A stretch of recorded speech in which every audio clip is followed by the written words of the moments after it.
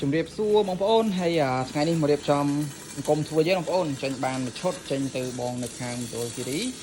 គាត់កំងរៀងយូរដែរបងប្អូនហើយថ្ងៃនេះតឡើងរួចឆ្លៀតដាក់គាត់ឲ្យហើយកុំឲ្យគាត់ចាំរៀងយូរអញ្ចឹងណាបងប្អូនចេញបានមួយឈុតអញ្ចឹងសម្រាប់បងប្អូនដែលចាប់អារម្មណ៍ប្រភេទអង្គមធ្វើយើងឈុតហ្នឹងឬក៏បងប្អូនចង់បានជាឈុតធំក៏បានដែរបងប្អូនជាឈុតធំយើងមានទាំងអស់អញ្ចឹងណាបងប្អូនមានសង្កត់អាក់យើងចេញ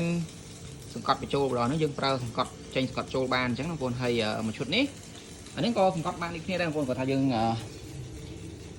សម្រាប់បងប្អូនដែលគាត់មានឧបករណ៍សង្កត់ខ្លួនគាត់ចង់យកទៅសង្កត់ចេញសង្កត់ចូលឬក៏បងប្អូនអត់មានឧបករណ៍សង្កត់បងប្អូនចង់វាយចេញវាចូលក៏បានបងប្អូនមួយឈុតហ្នឹងណាហើយចំពោះតម្លៃគឺតម្លៃសមរម្យហើយនេះអង្គមសង្ត្រេយើងបងប្អូនអង្គមសង្ត្រេយើងបើសិនជាបងប្អូនចង់បានសង្ត្រេយើងបែបសង្ត្រេបញ្ចូលសង្ត្រេនាឡិកាក៏បានឬក៏បងប្អូនចង់បានសង្ត្រេធម្មតាក៏បានអញ្ចឹងបងប្អូនហើយតម្លៃខុសគ្នាតិចតួចបងប្អូនតម្លៃហើយមួយឈុតហ្នឹងប្រើមកស្រួលបងប្អូនឈុតហ្នឹងសម្រាប់បងប្អូនដែលមានតម្រូវការយកទៅធ្វើយើងខ្លួនឯងអីបងប្អូនអាចមើលបានអញ្ចឹងចាប់អារម្មណ៍ប្រភេទអង្គមធ្វើយើង